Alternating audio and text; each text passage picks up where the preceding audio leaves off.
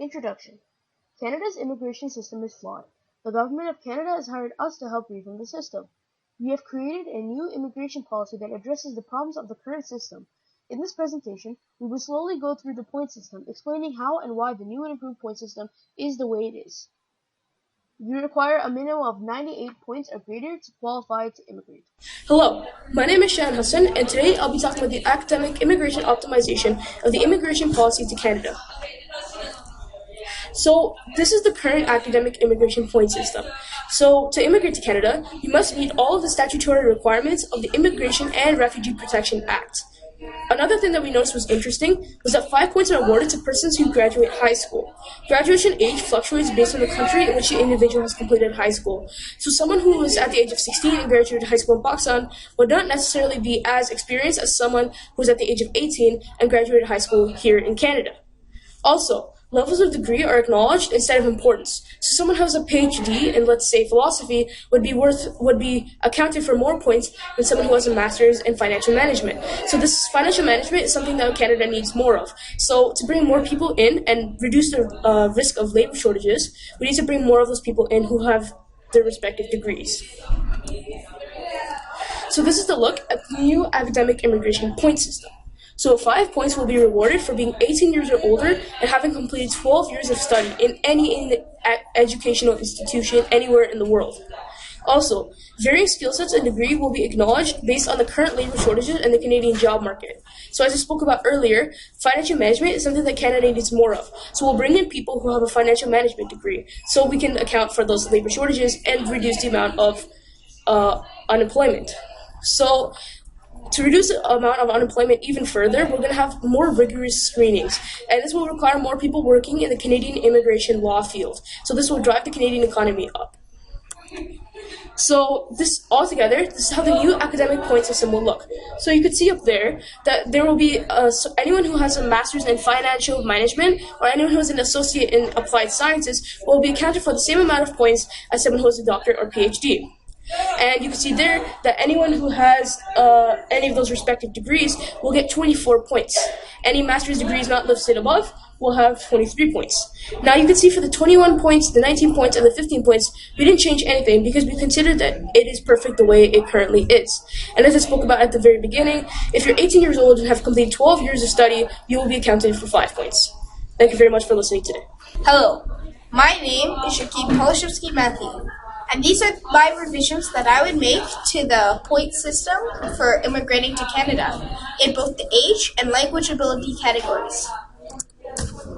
First off, the age category. I feel that point adjustment should be made for the age category for the benefit of both the country and the immigrants moving there. The most points will be rewarded to those in the workforce who are either 22 to 30 years old. Those aged 18 to 22 and 31 to 40 get the second most amount of points because they are either getting pretty close to the dependency load or don't have enough experience in the workforce.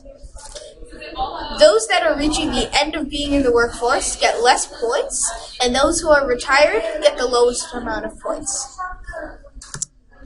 Here you can see the actual points that those in the new revised point system for the age category will get. Those aged 21 and lower, so 18 to 21, will get 16 points because they are just fresh out the dependency load and don't have that much experience in the workforce. Those aged 22 to 30 are in the prime working age, so they are perfect for both Canada and the immigrants will be able to find a job easily in this category, so they'll get 20 points. Those aged 31 to 40 will also get 16 points as they're reaching the end, closer to the end of being in the workforce. Those aged 41 to 64 are at the very end of being in the workforce, just about to enter the dependency load, so they'll gain only 8 points. And finally, you see those retired and older will only get 5 points, as they don't really benefit Canada that much. Next up is the language ability category. Knowing a country's language that you're moving to is very important, so this counts for a lot of points. Canada's two primary languages are English and French. So these languages can be reversed. Depending what you know, you'll still get the right amount of points. So basic knowledge of the language, one of them, is usually not enough, both for the immigrant to find a job and for Canada doesn't need people who can't speak their language. So it is not worth a lot of points.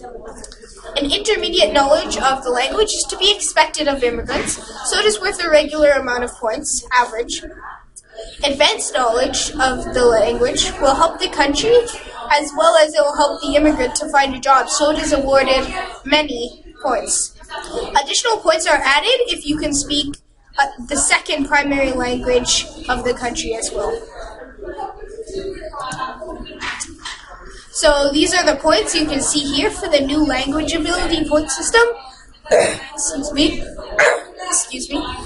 So the basic knowledge of one primary language is not very well needed in Canada, and it will be very hard for the immigrant to live here as well.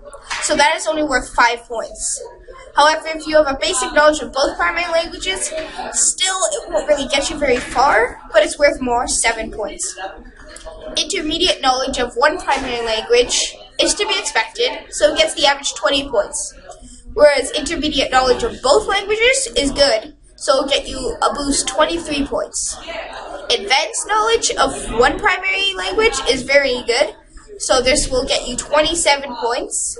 And an advanced knowledge of both primary language is both for the immigrant, will help them find good jobs. Also, they'll benefit Canada in this way as well, so it gets the maximum amount of points, 30 points.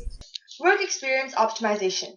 In the beginning, the requirements for work experience in the immigration policy started at a minimum of 1 year, but now that has been changed to 2 years. This is mainly because we have started to believe that 1 year work experience is not enough for any individual to prove that their working abilities.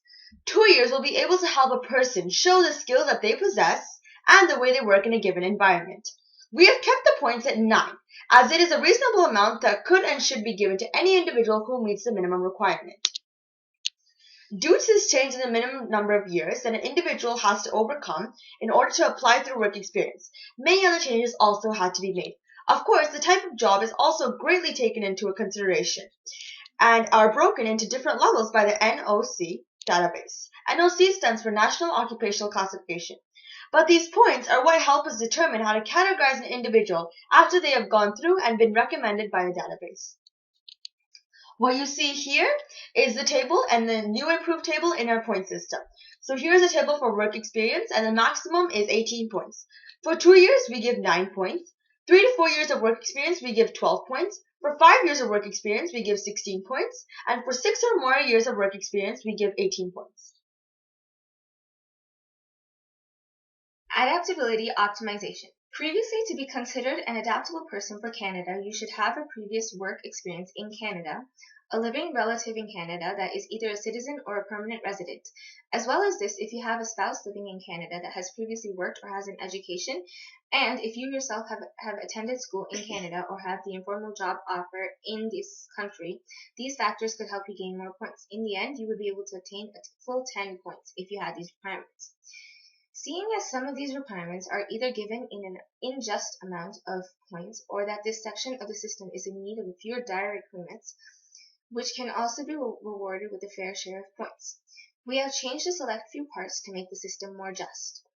Beginning with your spouse. If your spouse is a Canadian citizen, they can be granted with 5 points. Or if they have a job in Canada, they can provide for you until you can get a job. Or if they have an education in Canada, you can have an informal job offering, then they can help and then you can get a job in the future and provide as well. As well as this, if you can only speak broken English and your spouse can speak fluent English, this can gain you 10 more points rather than 5, for this is a major plus point. If your spouse can speak fluent English, then they can help teach you the language better, which can in the near future help you when applying for jobs. Along with this, we have increased the amounts of points you can gain if you have a living relative in Canada who is either a citizen or a permanent resident, from 5 points to 10 points.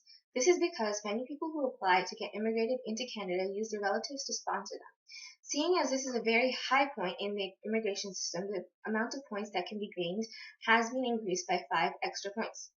We also increased the amount of points you can gain if you have an arranged employment in Canada, which is approved by the HRDC.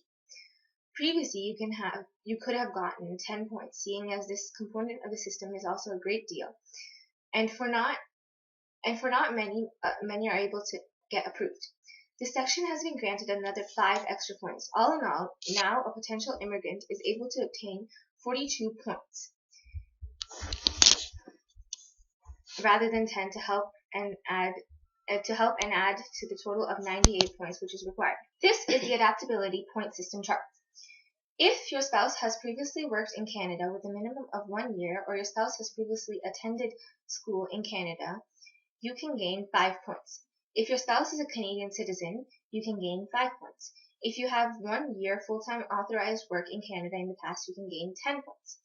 Your spouse has perfect English or French language skills, you can gain 10 points.